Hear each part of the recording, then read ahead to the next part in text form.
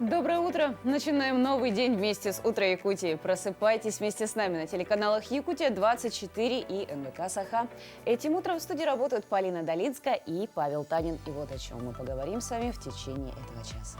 Ежегодно 18 мая отмечается Международный день музеев. Сегодня Национальный художественный музей организует День открытых дверей. Узнаем у нашего гостя, какие выставки можно посетить. «Герои Победы Алданской земли» под таким названием вышла в свет книга, повествующая о людях, которые ковали победу как на фронте, так и в тылу.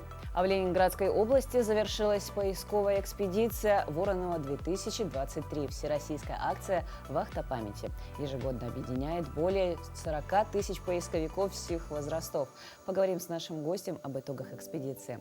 В подмосковном центре Новогорск Олимпийской деревни проходят тренировки якутской команды по художественной гимнастике. И ежегодно 18 мая празднуется День музеев. В общем, очень много всего интересного будет этим утром. Сегодня мы расскажем про День открытых дверей. Конечно же, сделаем интересные анонсы программ, а также поможем вам запланировать эти выходные. Напоминаем, что работаем мы в прямом эфире и всегда рады обратной связи. У себя на экранах вы можете видеть ссылку на телеграм-канал. Подписывайтесь. Телеграм-канал «Утро Якутии», узнавайте последнюю актуальную информацию и, конечно же, участвуйте в ежедневных розыгрышах. Да. Ну и по традиции, конечно, день мы начинаем с чего? С информации о погоде, как же нам одеться, что за окном сегодня ждать, потому что мы знаем, что середка мая тоже немножко бывает всегда переменчивая. По данным на 6 часов утра температура воздуха в центральных районах составила 2-5 градусов со знаком плюс. В заречной группе 3-5, выше 0.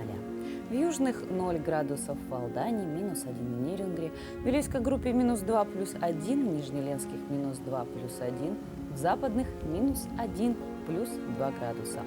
В Колымо-Адигирской группе Улусов сегодня холоднее всего Чукурдахе, минус 2 градуса, более теплее в Зырянке, плюс 13, так же, как и в Среднеколымских, 13 градусов со знаком плюс. В Венских от минус 6 до плюс 2 градусов, на северо-западе минус 15, минус 5, а в городе Якутске температура воздуха на 6 часов утра составила 5 градусов тепла. Атмосферное давление 747 миллиметров ртутного столба. Юго-западный ветер дует со скоростью 1 метр в секунду. В течение дня синоптики обещают, что день будет без существенных осадков. Ветер северо-западный подует с порывами от 4 до 9 метров в секунду, а днем столбик термометра зафиксирует температуру воздуха на отметке 11-13 градусов тепла.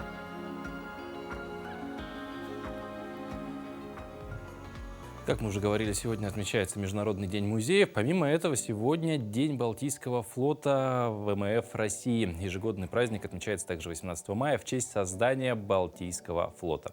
18 мая 1703 года флотилия из 30 шлюпок с солдатами Преображенского и Семеновского полков под командованием Петра I одержала свою первую победу, захватив в устье реки Невы 2 шведских военных судна «Гедон» и «Астрельд». Этот день и принято считать днем рождения Балтийского флота России. А все участники того боя получили специальные медали с надписью «Небываемое бывает». О других датах и событиях прямо сейчас. Сегодня Международный день музеев, День Балтийского флота ВМФ России. По народному календарю Арина Капустница. В этот день, как и в предыдущий, продолжали сажать рассаду, прежде всего огурцы и капусту. И это важное дело доверяли одним только женщинам. И считалось, что нужно в это время быть одной, беречься от дурного глаза. Это день в истории. В 1703 году 30 русских лодок под личным командованием Петра I в устье Невы захватили 2 крупных шведских корабля – «Астрильд» и «Гедон». Это первая в истории победа русской флотилии на Балтике, и день этот принято считать датой основания Балтийского флота России. В 1724 году состоялась церемония коронации русской императрицы Екатерины I. В 1753 указом русской императрицы Елизаветы учрежден первый в России дворянский заемный банк. В 1780-м Екатерина II специальным рескриптом окончательно утвердила герб Санкт-Петербурга. В 1867-м в России учреждена Земская почта. В 1886-м в Севастополе спущен на воду первый русский стальной броненосец «Чесма». В 1896-м в Петербурге в доме номер 46 по Невскому проспекту открыт первый в городе кинотеатр. В 1915-м испытан первый в мире танк-вездеход. В 1957-м Совет министров СССР принял постановление о создании Сибирского отделения Академии наук СССР. В 1958 году на 11-м Каннском фестивале «Золотую пальмовую ветвь» получил советский фильм «Летят журавли».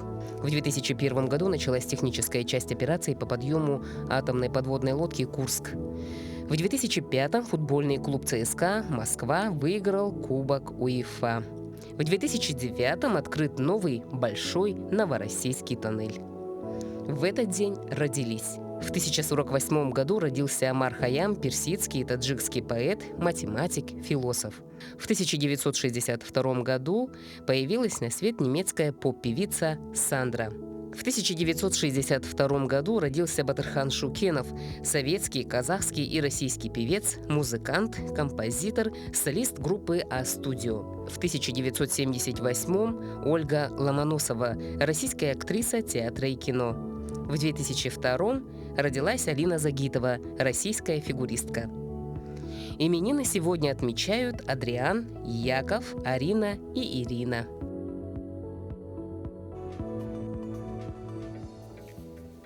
Ну и как мы уже отметили, каждое утро на протяжении всей недели мы проводим розыгрыш специальных призов. Возможность посетить наш павильон НВК «Саха» и, конечно же, принять самое прямое участие в финальном выпуске программы «Вот это да!». Первый песенный конкурс на телеканале «Якутия-24», который проходит каждые выходные. Ну а что проходит там, я думаю, многие знают, уже полюбили песенный конкурс «Вот это да!» на телеканале «Якутия-24». Он проходит впервые. Наша съемочная бригада преодолела почти 5000 километров по федеральным трассам, чтобы провести отборочные туры в Нерюнгри и Мирном. Первые съемки состоялись 20 марта в городе Нерюнгри, центр угледобычи нашего региона. Здесь состязались вокалисты Нерюнгринского и Алданского районов.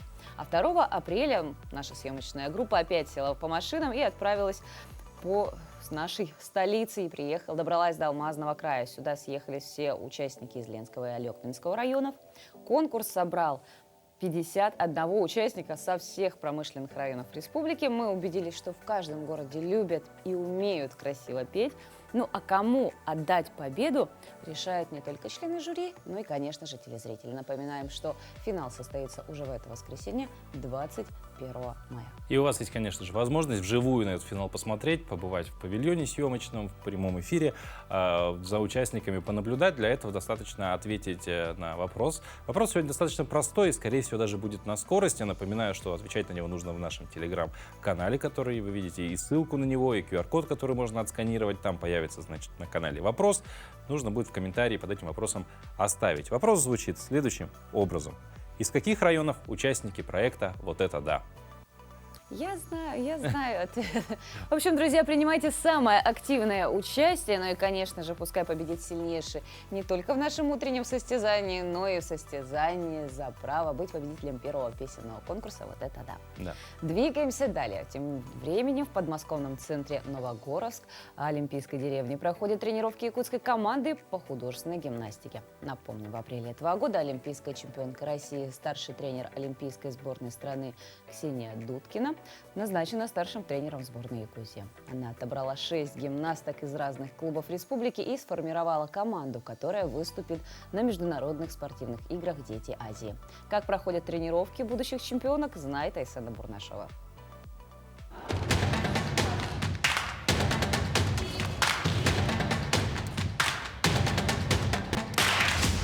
Так ловко управлять телом и предметами могут они, девчонки из художественной гимнастики.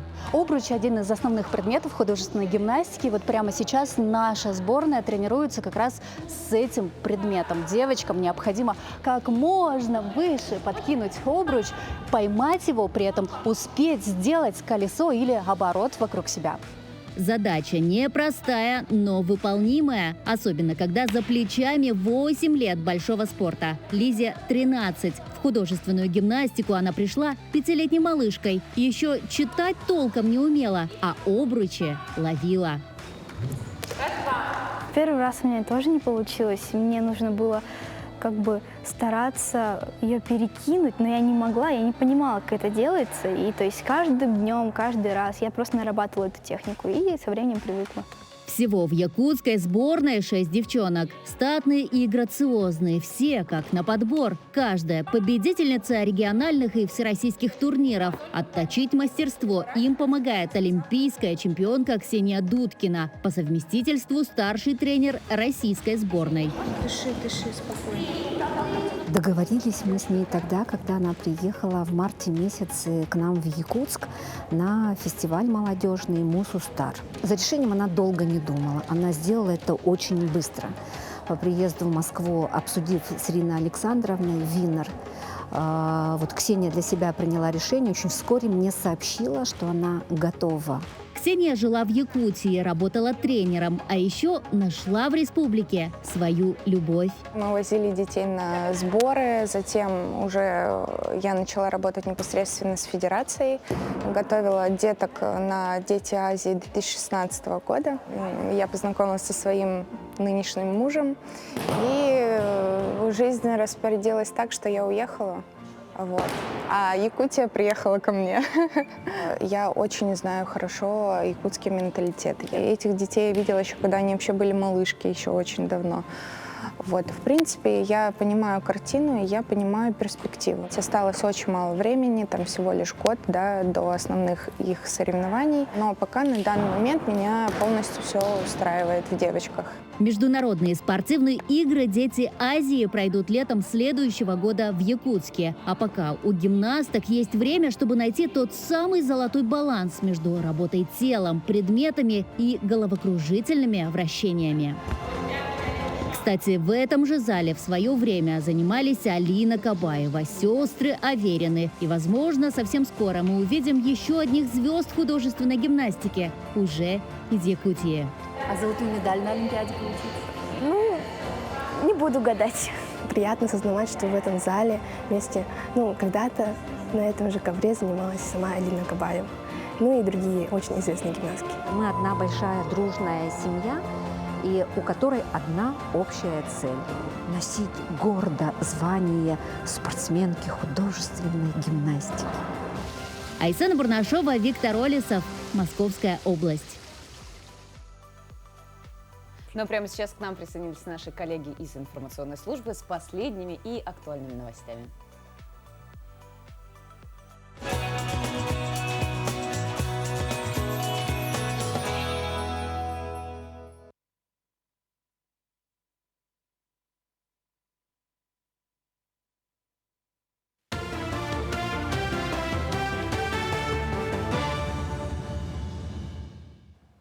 Коллеги, доброе утро. Доброе утро, Якутия. Сейчас блок новостей. Полярные авиалинии сегодня откроют рейсы через реку Лену. Пассажиров будет доставлять вертолет Ми-8 из Якутска в Нижнебестях и обратно. Об этом сообщает пресс-служба авиакомпании.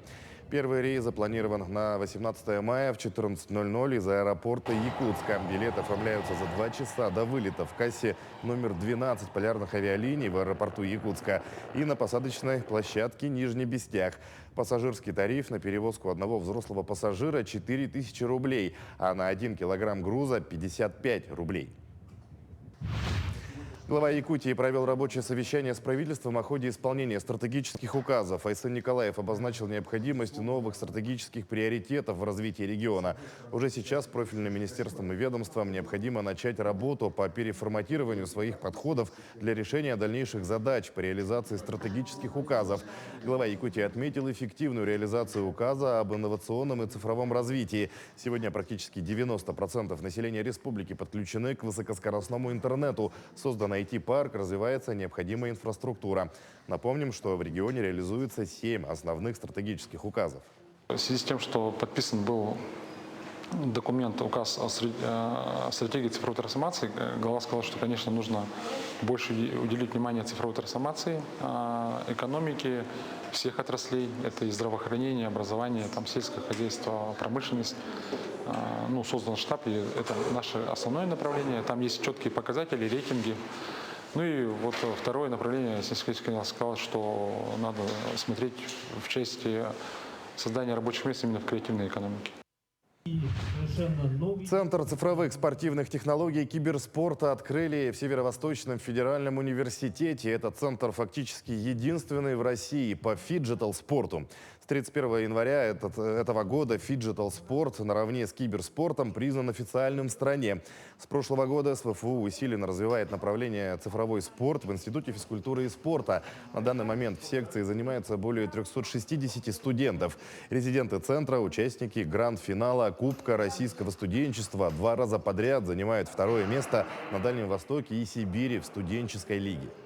Центр, если немного рассказать, будет многофункциональным. Внутри есть у нас тоже университетский свой компонент. Это мы называем интеллектуальный челлендж.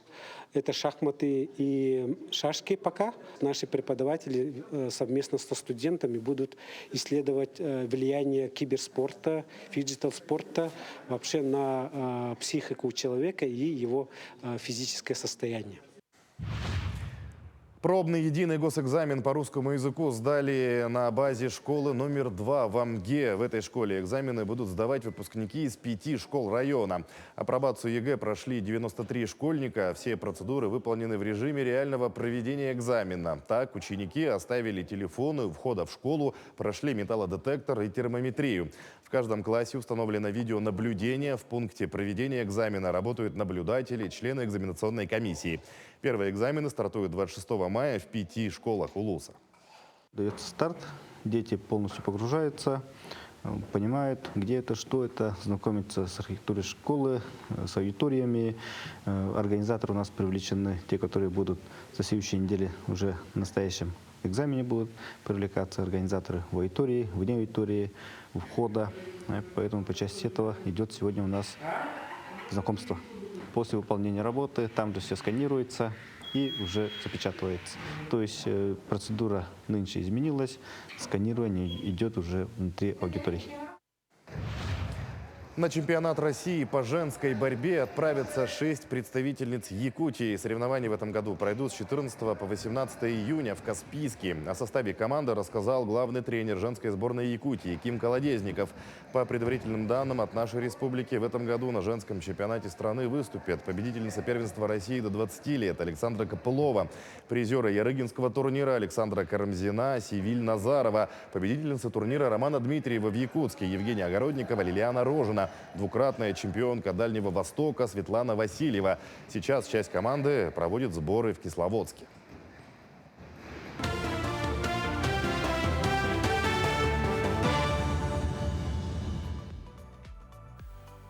Утро Якутии мы продолжаем. «Герои Победы Алданской земли» под таким названием вышла в свет книга, повествующая о людях, которые ковали победу как на фронте, так и в тылу. В число первых читателей вновь изданного произведения вошли и наши коллеги. В сохранении истории и передаче памяти потомкам состоит одна из важнейших миссий современников. О людях, в кровопролитной схватке с фашизмом, отстоявших для потомков мир и покой, повествует книга «Герои Победы Алданской земли». Ее страницы рассказывают о людях, которые ковали победу на фронте и в тылу. Нашего отца забрали в 1945 году, и я больше его не видела. Было очень нам трудно. Я-то не помню, но мама рассказывала, что ей было очень трудно нас воспитывать. Вновь вышедшие в свет издание авторы-составители представили алданцам на презентации. В книге собраны порядка 80 историй. Сбор информации шел по разным направлениям. Авторы изучали публикации, работали в архиве и беседовали с ветеранами и их близкими. С Галиной Ивановной беседовали о жизни, о поднятии целины, как я жила в сельской местности, в колхозе работала. Все делала. И доила, и поила, и сакманила, и на прицепе была, и на комбайне под соломой была, и что только не делала. Над книгой «Герои Победы Алданской земли» трудились 7 авторов, которые являются членами литературного объединения «Самородок». Поэты и писатели неоднократно становились лауреатами и победителями российских литературных конкурсов. Сбор информации шел очень долго, потому что с 2019 года я писала статьи о наших ветеранах. То есть это ветераны труда, это вдовы, это ветераны тыла, это участники войны. Выпуск книги стал возможным благодаря средствам гранта главы Алданского района. Проект, разработанный литературным объединением «Самородок» совместно с Советом ветеранов, стал одним из 8 победителей. Процесс создания книги, по словам авторов, захватывал их полностью. Когда разговариваешь с глазу на глаз с человеком, то есть собеседником, он рассказывает такие вещи, о которых потом очень интересно читать. Но это как раз о войне, что действительно было трудно. Они все об этом говорят в открытую. И поэтому, чтобы молодежь наша знала, поэтому эта книга не только для населения, она и для молодежи в основном. К реализации проекта присоединилась Алданская детская школа искусств. Юные художники готовили иллюстрации к книге. Создатели труда убеждены, работа в данном направлении продолжится. Татьяна Вахнина, Сергей Шипачев, Александр Лукин, Алдан. В Ленинградской области 22 апреля по 8 мая 2023 года прошла межрегиональная поисковая экспедиция Воронова-2023, всероссийская акция «Вахта памяти». Ежегодно она объединяет более 40 тысяч поисковиков всех возрастов, чтобы почтить память погибших в Великой Отечественной войне. Поисковое движение России, российское общественное движение по увековечиванию памяти погибших при защите Отечества. Более подробнее об этом мы поговорим с нашими гостями. В студии у нас Николай Едрихинский, учитель географии средней общеобразовательной школы номер 5 города Якутска, и Сергей Винокуров, активист Молодежной ассамблеи народов Республики Саха. Доброе утро. Доброе утро. Вот акция «Вахта памяти» ежегодно объединяет тысячи поисковиков со всей России. Они съезжаются, с зарубежья даже участвуют. Ежегодно только в Ленобласть съезжаются десятки поисковых отрядов со всей страны. И вот вы, как активист, Сергей, во-первых, Молодежной ассамблеи народов, тоже приняли участие в этой работе. Вот расскажите вообще об уникальном этом опыте, о своих впечатлениях, как это все проходит. Для меня это был уникальнейший опыт, поскольку не каждому удается такая возможность прикоснуться, во-первых, к истории, но также заниматься таким великим благородным делом. Так, что можно рассказать об экспедиции? Экспедиция прошла очень хорошо. Это мой первый опыт, поэтому пока не с чем, к сожалению, сравнивать, но, думаю, в будущем это можно будет исправить. Но многие говорят, что попробовав один раз, то есть уже и забыть пережитое невозможно, и не участвовать повторно тоже. Да, потому что, побывав там однажды, все равно душа будет тянуть вас обратно. То есть есть уже в мыслях план на следующую такую экспедицию принять участие. Вот. Но за 2 недели экспедиции обнаружили порядка 58 эксгумированных останков солдат рабоче-крестьянской Красной Армии, Красная Армия, как мы все называем. В сумме всеми экспедициями поднято 158 останков солдат. Вообще, какие тайны в себе хранит военный лес? Военный лес хранит в себе много тайн. В первую очередь, это потерянная техника, советская, немецкая, артефакты. В первую очередь, это бойцы, которых нужно найти, установить их имена, чтобы родственники все поняли. И все они должны быть погребены в общей братской могиле на мемориале. После того, как находят останки, устанавливают личность бойца, начинается именно поиск родственников, знакомых. Вот каким образом все это проходит? Примерно на 100 бойцов находят 3 или 4 медальона. Некоторые сохраняются, некоторые нет. Его открывают и начинают искать данные. Там все очень плохо записано, потому что данные у нас не сохраняются, в отличие от немецких. У них были жетоны жестяные, они сохраняются очень хорошо. А советские очень плохо сохраняются, работают через сканеры и так далее. Определяют, с какого военкомата, какой район, и уже идет работа по поиску родных, которые сохранялись. И это не только Советский Союз, но и другие, можно сказать, страны. Можно какую-то статистику привести, допустим, на сколько-то найденных бойцов, сколько родственников удается найти? Это единица. Например, во время вахты находят медальон или орден, по номеру отправляют данные в архив Министерства обороны, находят родственников и даже их успевают пригласить на захоронение. Что касается вообще самих условий, там, где проходит экспедиция, во-первых, это непроходимый лес, во-вторых, прошло около 80 лет после тех страшных событий. Вот в каких условиях приходится работать? Условия очень тяжелые. В первую очередь климатические. Это весна, военный лес. Там бывает и град, снег, дожди. Очень холодно. Бывают солнечные дни. Вы видите, что мы очень хороший загар получили, весенний. Там экспедиция, в которой мы работаем, все на лучшем уровне. И полевая баня, полевая кухня, 1, 2, 3, фрукты, овощи и так далее. Все хорошо. Мы сказали, что это проходит в Ленинградской области, а где конкретно? Это Кировский район Ленинградской области. Если по прямой, по карте, это 60 километров от Санкт-Петербурга. Урочище Воронова, там 70 лет назад, 80 лет назад до войны была деревня Воронова, и там только сейчас урочище осталось. То есть деревни с лица земли стерли. Ну вот вы говорили, что помимо самих павших солдат еще и техника может быть найдена. Удалось ли в этой экспедиции найти? Да, в этой экспедиции болотная команда обнаружила танк Т-60. Уже мемориал установили в Вологодской области, потому что мы работаем вместе с вологодскими поисковиками, Вологодское объединение поисковиков. Также вот со всеми ребятами нас поисковый отряд «Крылья Родины» пригласил всю нашу экспедицию, особенно молодежную часть, 80 человек, чтобы мы отправились в другую часть леса. И в течение 2 дней мы там искали останки самолета Ил-2. Ну, потому что по архивным данным и по словам старожил, там во время войны упал самолет. Мы самолет обнаружили, он был взорван, маленькие детали, мы их искали, и главное, надо было найти номерной от номера, от двигателя. Но в итоге мы нашли деталь бронелиста, где был номер самолета. Но это же еще не очень безопасно. То есть где-то в этом лесу могут быть под завалами находиться снаряды или еще что-нибудь. Какую технику вы используете? Техника, в первую очередь, это мы работаем с щупами на звук. Это очень простая, легкая техника. А так все работают с этими металлоискателями. Называем маленькая штучка, мы называем морковка. Вот они ищут, да, металл. Если находится снаряд, то вызывается старшего, он делает ему место, говорит, детям никому не подходить, и вызывает уже человека с Министерства обороны, либо сапера, да.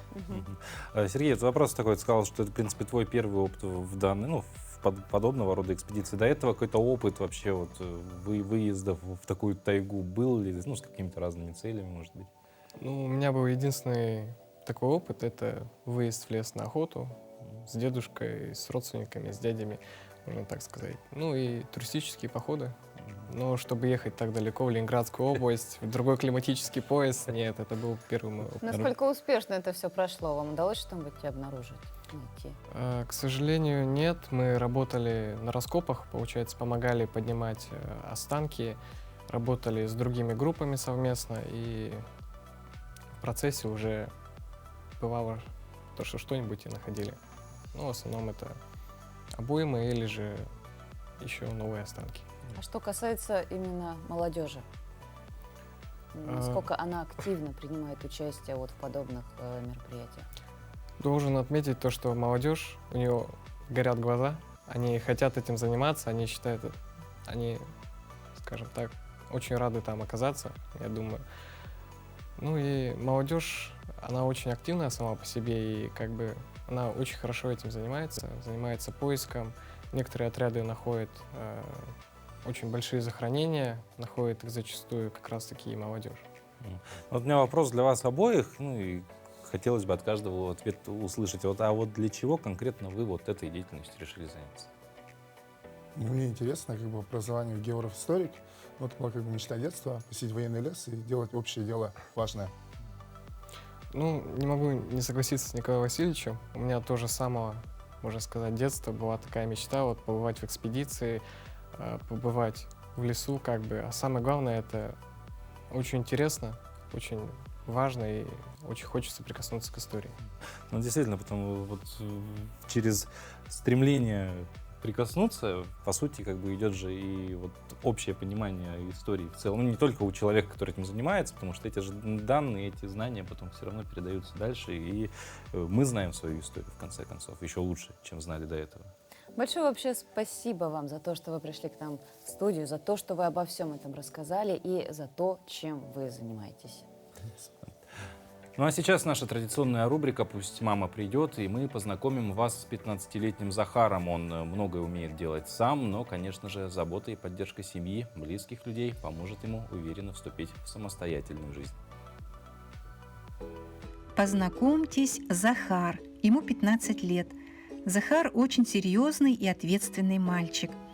В группе достаточно хороший авторитет имеет, он умеет повести за собой коллектив, у него есть задатки лидера, может настроить детей на нужные какие-то дела, на трудовые, на творческие. Сейчас он уже может поконтролировать, что происходит у нас с младшими детьми, где-то поделиться своим опытом, где-то научить их чему-то, той же там ручной стирке там, или еще каким-то вещам, просто поговорить по душам. У нас есть Дениска, маленький мальчишка.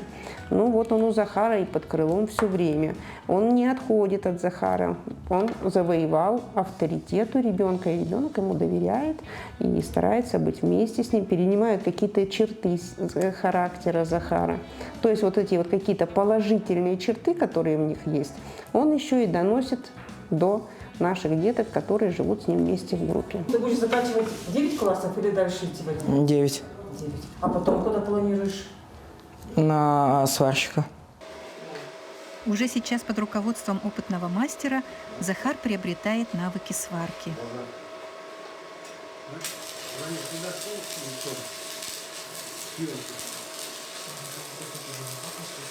Я приварил ножку к уголку. Захар хочет научиться сварке каркаса машины. Захар, а вот есть какая-то у тебя мечта, вот помимо, там, допустим, получить профессию, что-то такое ты бы хотел еще в жизни достичь? Стать волейболистом. И Захар делает все для достижения своей мечты. Сейчас Захар учится в 8 классе. После 9 планирует поступать в техникум, и было бы здорово, если бы для него нашелся наставник и помогал бы Захару успешно адаптироваться в самостоятельной жизни.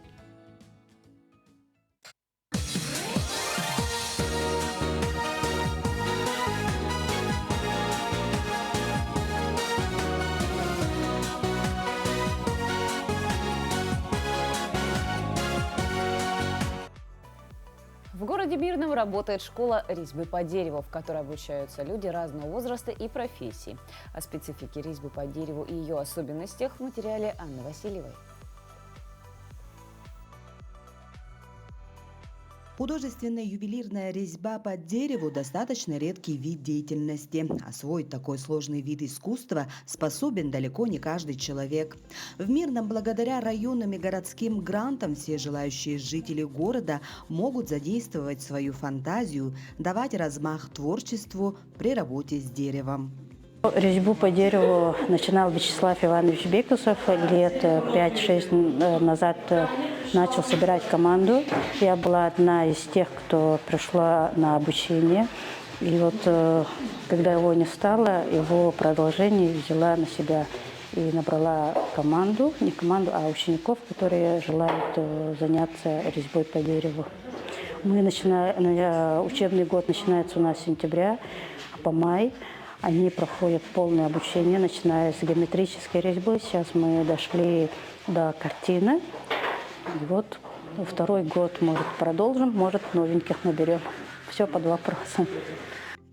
Дерево – это такой материал, на котором можно отразить не только природную красоту, но и внедрить, создать собственные узоры.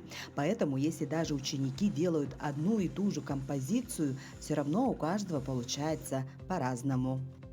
Я уже не первый год посещаю этот кружок. Он очень мне нравится. И уже получаются какие-то работы. И за этот год мы очень многому научились.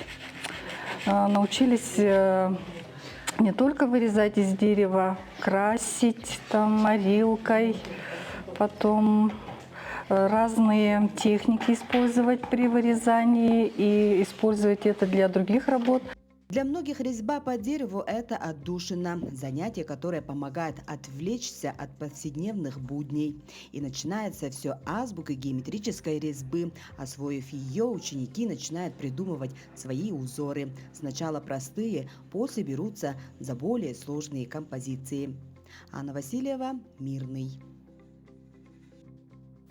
Из сукна и палок умельцы из Нигерии создали самодельный аэроплан. Два умельца из нигерийского штата Нигер вскружили голову местным жителям, построив из подручных материалов, собственно, вот такой летательный легкомоторный самолет.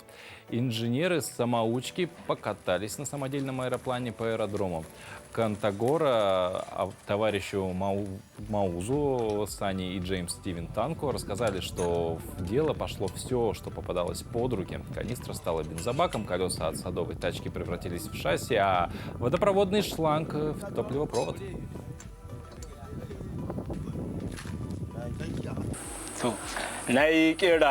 У нас была канистра, которую мы переделали в топливный бак самолета. Чтобы все соединить, использовали водопроводные шланги. Пропеллер мы сделали из дерева. Чтобы заряжать самолет, мы переделали двигатели шлифовальных станков, которые есть в нашей общине. А в качестве штурвала самолета использовали сцепление от мотоцикла.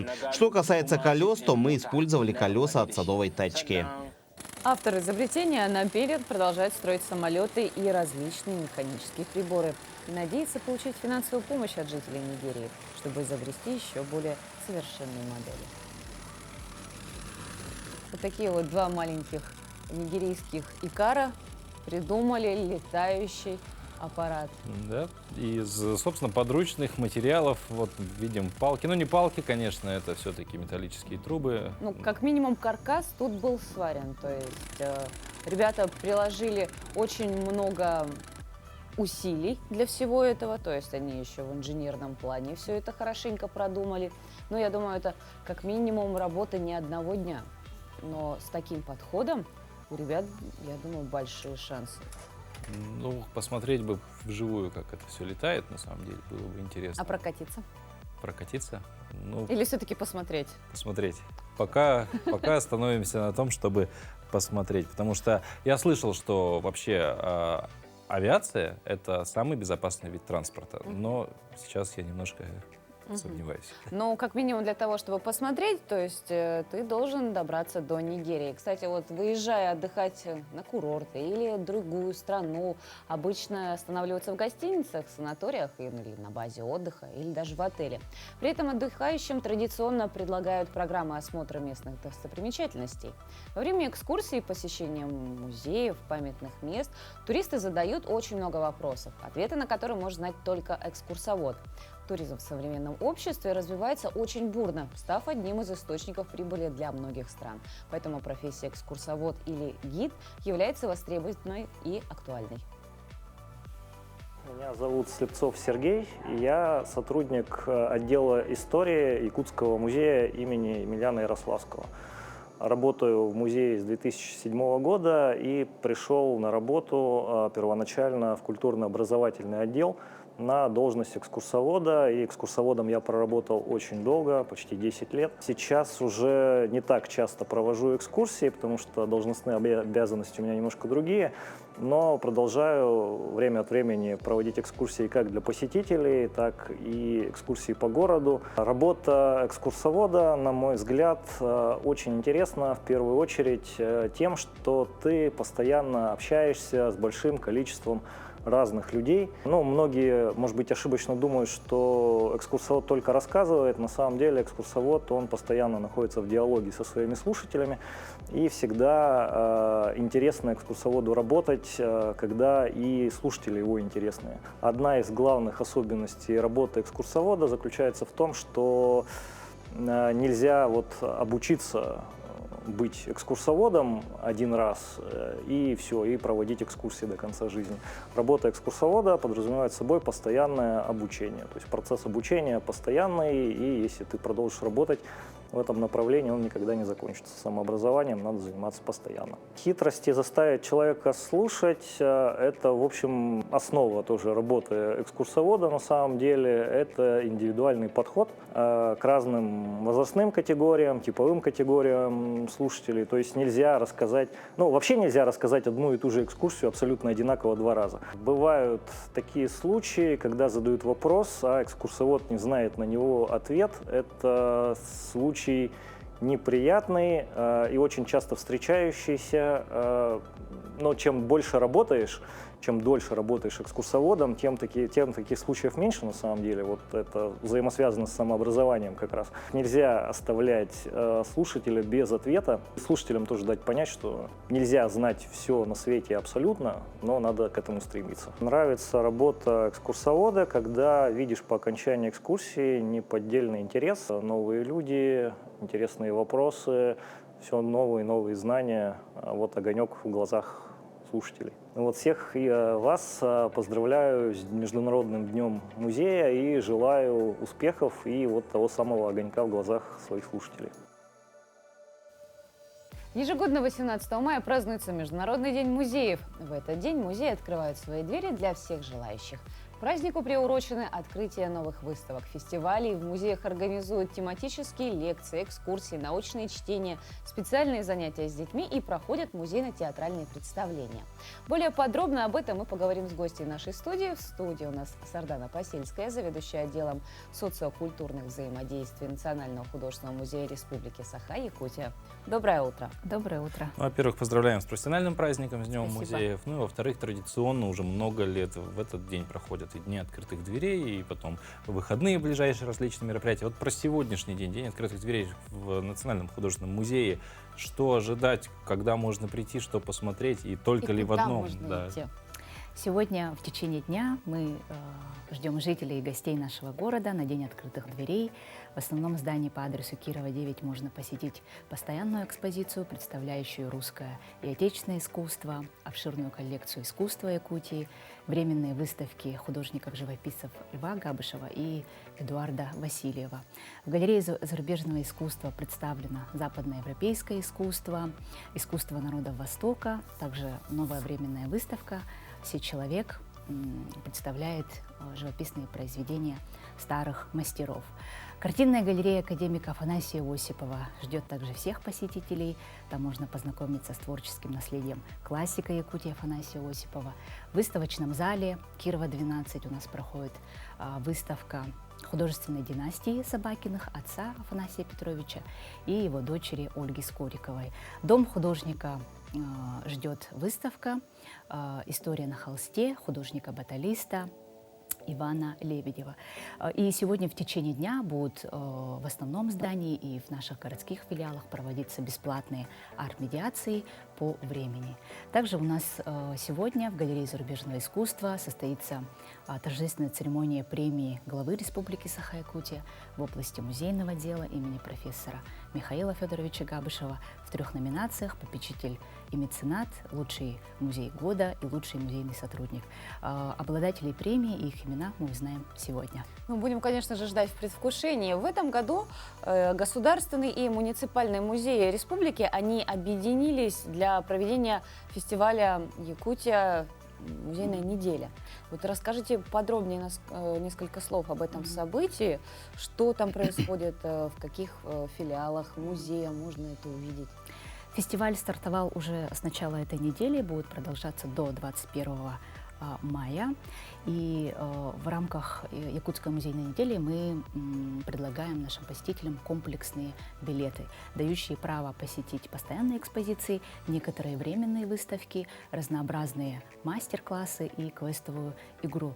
Преимущество комплексных билетов заключается в том, что за одно время можно посетить несколько мероприятий, то есть прийти на выставку, сделать путешествие, своеобразное путешествие, арт-прогулку вместе с медиатором и принять участие в творческом мастер-классе. То есть это как пушкинская карта, но для взрослых уже?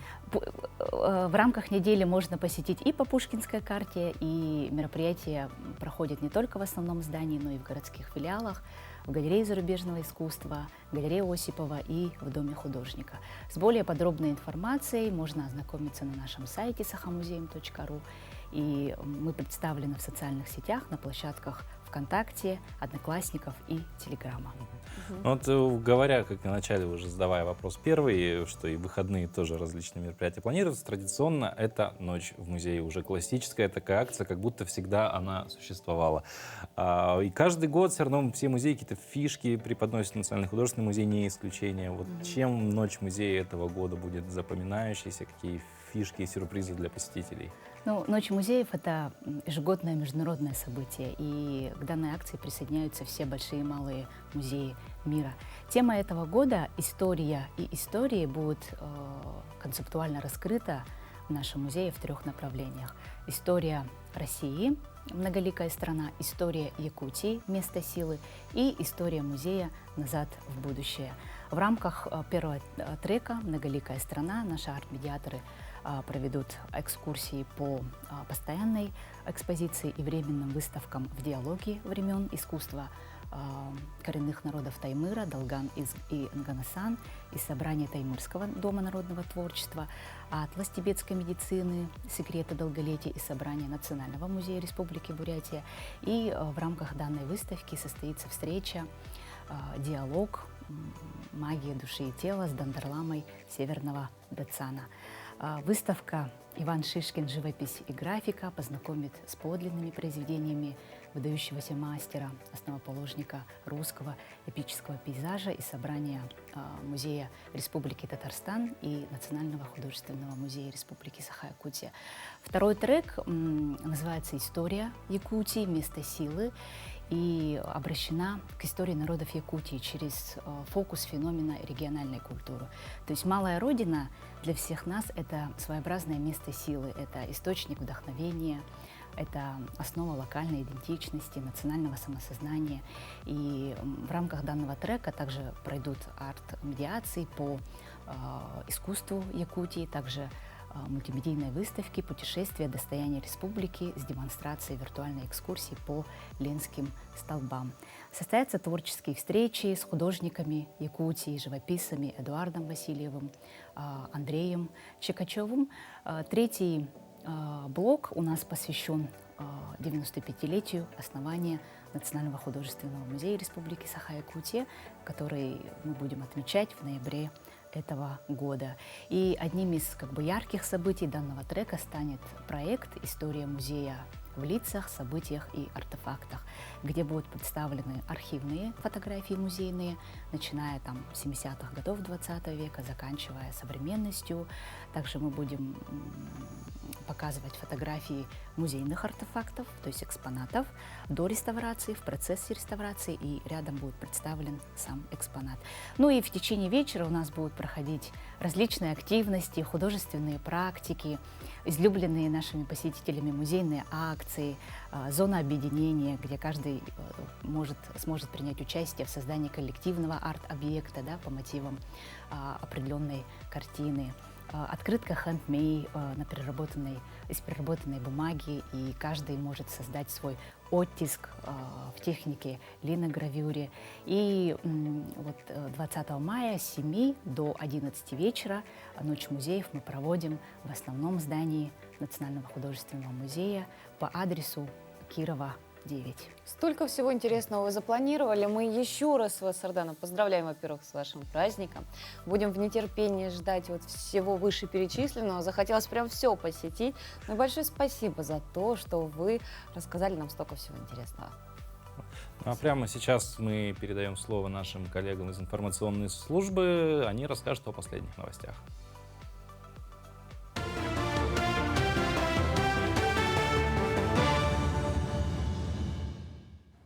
Доброе утро, Якутия. Сейчас блок новостей. 38 новых трудовых лагерей для 2500 детей откроют в республике в этом году. В основном такие лагеря работают в летний сезон, но в Тулагинской агрошколе такой вид деятельности является круглогодичным. Так, в течение учебного года школьники работают по 2 часа после уроков и в месяц получают около 10 тысяч рублей. А в летнее время за один сезон 25 тысяч. Всего практикуют 2 направления – животноводство и растениеводство. Трудовой лагерь Кэскила открывают летом в 3 сезона по 20 учащихся. Дети должны работать там 6 часов в день, должны работать по направлениям там. На поле должны работать, некоторые по уходу уже живностями, некоторые в теплице. Ну, работа, конечно, дети все это знают. Кроме того, мы в течение года заключаем договора с детьми, и через центр занятости и СХПК тоже мы платим заработную плату. Несмотря на то, что Мирнинский район является промышленным, сельское хозяйство и производство в Алмазном крае давно является привычным делом для многих жителей. В районе содержат около 800 голов крупного рогатого скота и примерно 400 лошадей. Одной из важнейших задач, стоявших перед животноводами молочно-товарных ферм, было провести зимовку скота без потерь и не снижая надои.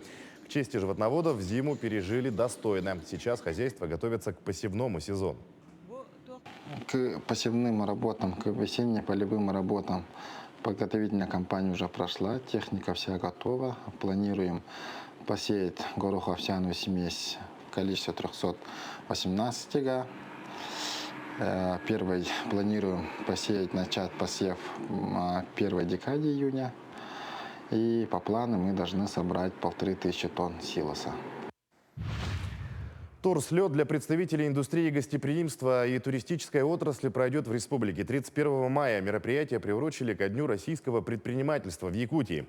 Так, в рамках слета запланированы деловые мероприятия по теме развития туризма и гостеприимства, мастер-классы, тренинги, соревнования и конкурсы.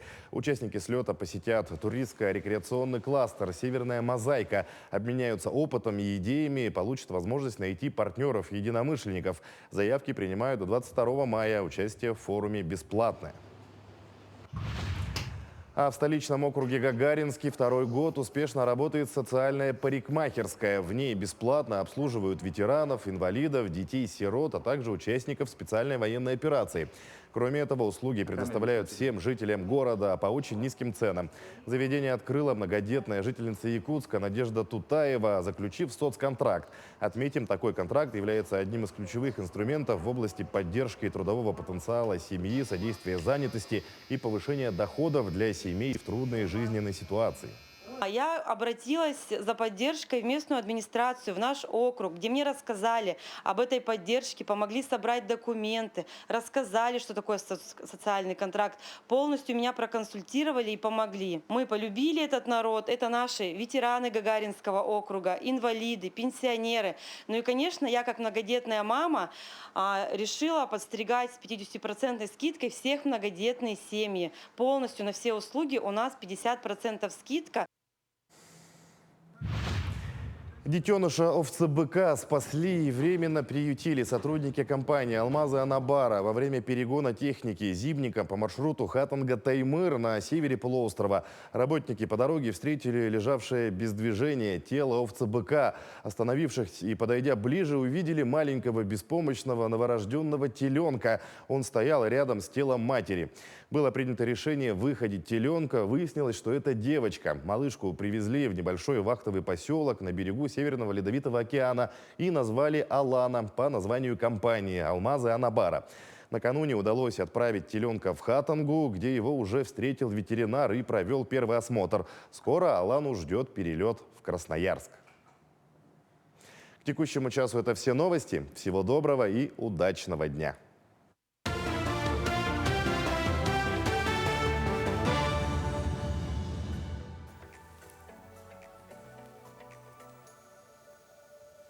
Ну что, друзья, наш эфир подходит к концу. Я думаю, наступила для многих самая интригующая и для кого-то, я думаю, приятная часть. Мы будем подводить итоги нашего утреннего розыгрыша. Да, ну а связан этот, собственно, розыгрыш с чем? С песенным конкурсом «Вот это да», который впервые проходит на телеканале Якутия-24. Уже в это воскресенье состоится финал. Ну и немножко как бы предыстории такой, да, что бригада наших коллег съемочная преодолела почти 5000 километров по федеральным трассам, чтобы посетить и провести отборочные туры в Нерюнгри и Мирном.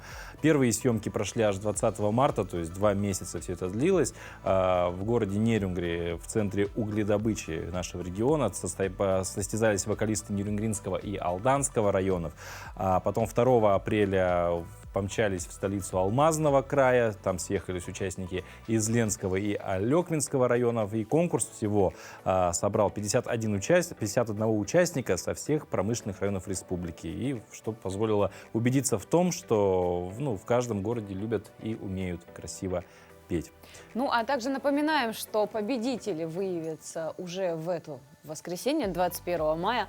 При этом будет два победителя. Первого определят жюри, второго определят наши телезрители. То есть напоминаем, что голосование проходит только во время прямого эфира. Но помимо этого у вас есть возможность посетить, ну, уже, наверное, уже была возможность посетить прямой эфир в это воскресенье. У нас был вопрос в начале эфира, я, как уже говорил, он будет легкий и, скорее всего, на скорость.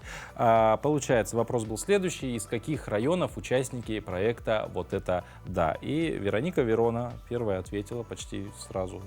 Буквально. Я так понимаю, она знает это очень хорошо, потому что смотрит все наши эфиры. И наверняка поможет и поддержит полюбившемуся участнику песенного конкурса «Вот это да». А может, будет поддерживать всех, потому что правильно это Алданский, Ленский, Алекминский, Нерюнгринский, Мирнинский районы и город Якутск. Мы об этом неоднократно говорили, и вот в информации сегодняшней тоже это было. Мы поздравляем, с вами обязательно свяжемся.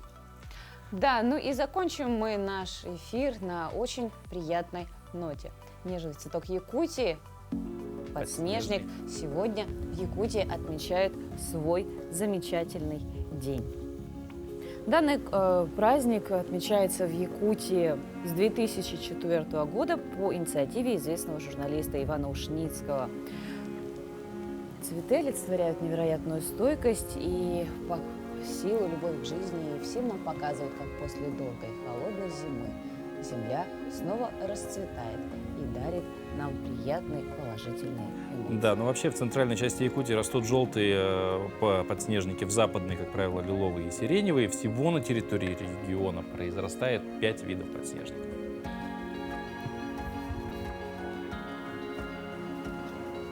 Ну а мы прощаемся с вами, друзья, и увидимся завтра здесь, на телеканале Якутия-24 в программе «Утро Якутии».